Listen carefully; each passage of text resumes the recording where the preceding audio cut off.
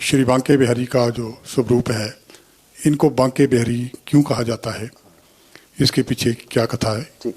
और दूसरा जो श्री राधा जी का विग्रह कल हमने देखा, विग्रह जो देखा कल बरसाना में, हाँ उसमें 2 मूर्तियां हैं। बरसाना में हाँ, उसका भी भेद हमें समझ नहीं आया। अच्छा ठीक, धन्यवाद।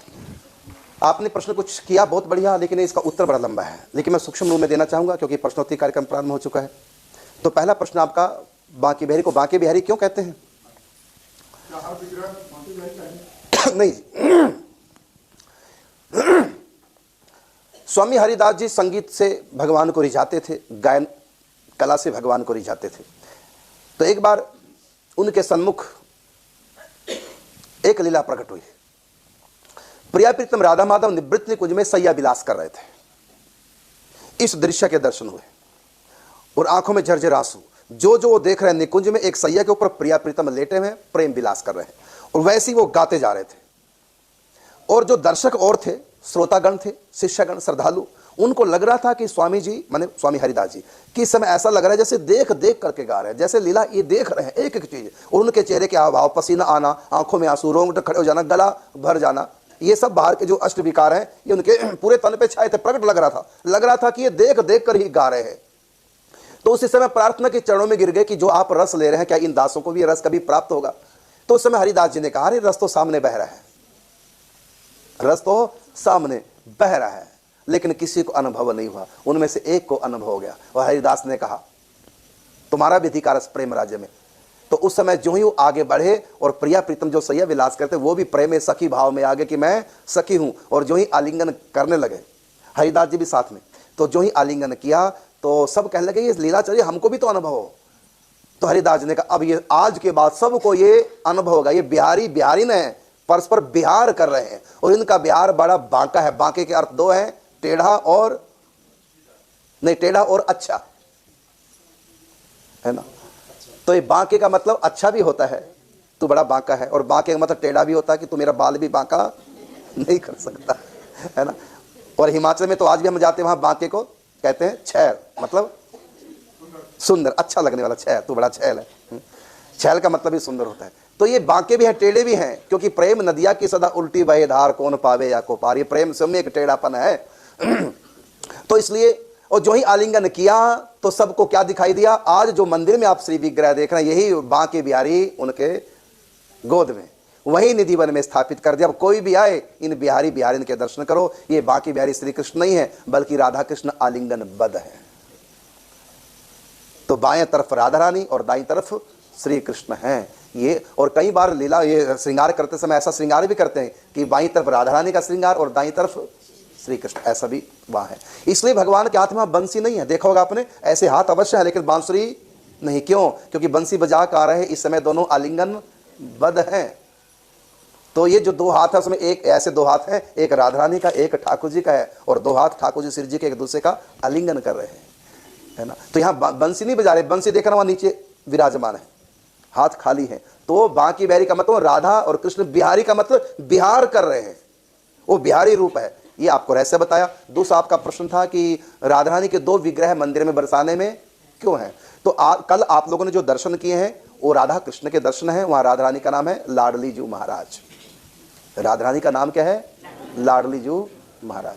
तो वहां जो आपने दर्शन किए वो लाडली जी के दर्शन है, और दाईं तरफ भगवान श्री कृष्ण है, ये आपने दर्शन किए। लेकिन उस मंदिर के गर्भगृह में राधा रानी 2 विग्रह है, आपने तो एक के दर्शन किए, और जो दूसरा विग्रह है वो मंदिर में बगल में होता है, और सामने से दर्शन नहीं होते। वो साल में एक ही दिन बाहर आता है विग्रह, राधा अष्टमी के दिन जो अभिषेक किया जाता है 5 बजे, तो वो वही विग्रह होता है। उस विग्रह का नाम है विजय लाडली। विजय लाडली। हुआ यह कि ग्वालियर में एक राजा थे जो हर एकादशी को राधा रानी के दर्शन करने आते।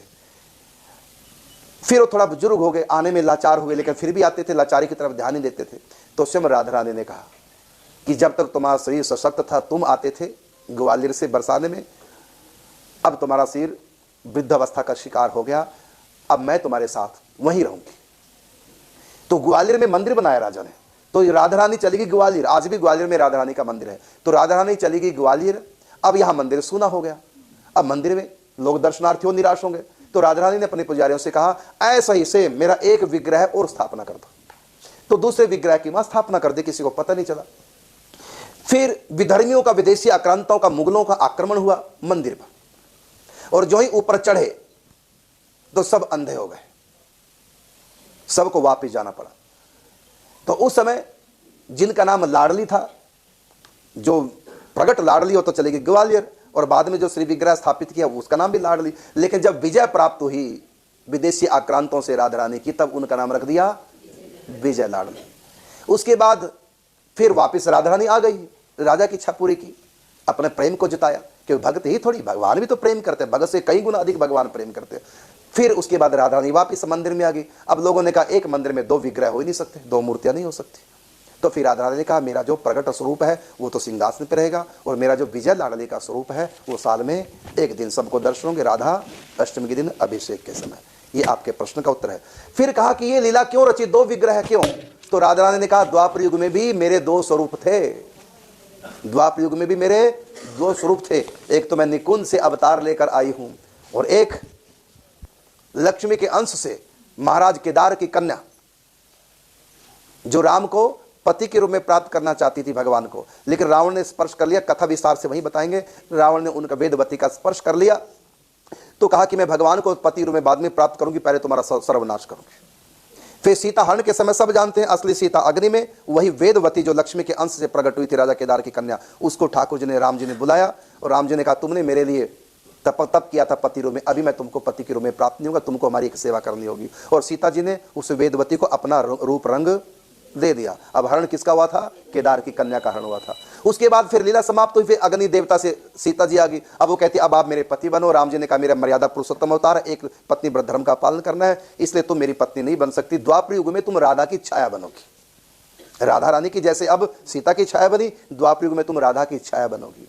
तो द्वापर युग में राधा की छाया के रूप में जय वो वेदवती, और कल्प भेद से वृंदा का भी नाम आया है। तो छाया के रूप में वही वेदवती राजा केदार की कन्या राधा की छाया बनी, जिसका विवाह रायन गोप से हुआ। लेकिन राधा की छाया जो वेदवती है तो कृष्ण को पति बनाना चाहती है, और ब्रज में कृष्ण किसी के पति है नहीं, यहां पति की लीला ब्रज में नहीं है। लेकिन वेदवती का क्या था कि मैं पति के रूप में। तो ब्रह्मा जी जब ग्वाल बालों का हरण कर लेते, कथा जानते हैं सब लोग, तो उसमें ग्वाल बाल कौन बने थे? स्वयं श्री कृष्ण ग्वाल बाल बने थे। तो जिसके साथ राधा छाया का विवाह होता रायन, तो रायन गोप का जो गोप था वो कौन बने थे? और असली रायन कहां थे? ब्रह्मलोक में थे। तो विवाह किसके साथ हुआ? श्री कृष्ण के साथ हुआ। लेकिन इस बात को जानते गुप्त लीला है। तो राधा रानी ने कहा वो मेरा जो छाया राधा रूप है वो गुप्त रूप है, इसलिए वो मंदिर में स्थापित नहीं होगा, अलग ही रहेगा, बस राधा अष्टमी के दिन। तो राधा अष्टमी के दिन क्यों? क्योंकि राधा अष्टमी के दिन ही वो छाया प्रकट हुई थी। कैसे प्रकट हुई? गर्भ से। और असली जो सीता जी वो कमल, राधा रानी वो कमल से प्रकट होते, गर्भ से प्रकट नहीं होती। लेकिन इस रहस्य को योग माया के कारण से ब्रज में कोई जानता नहीं था, लेकिन संत सब जानते हैं, प्रभु कृपा करके जनाते हैं। तो ये आपके दो विग्रहों का रहस्य मैंने बताया।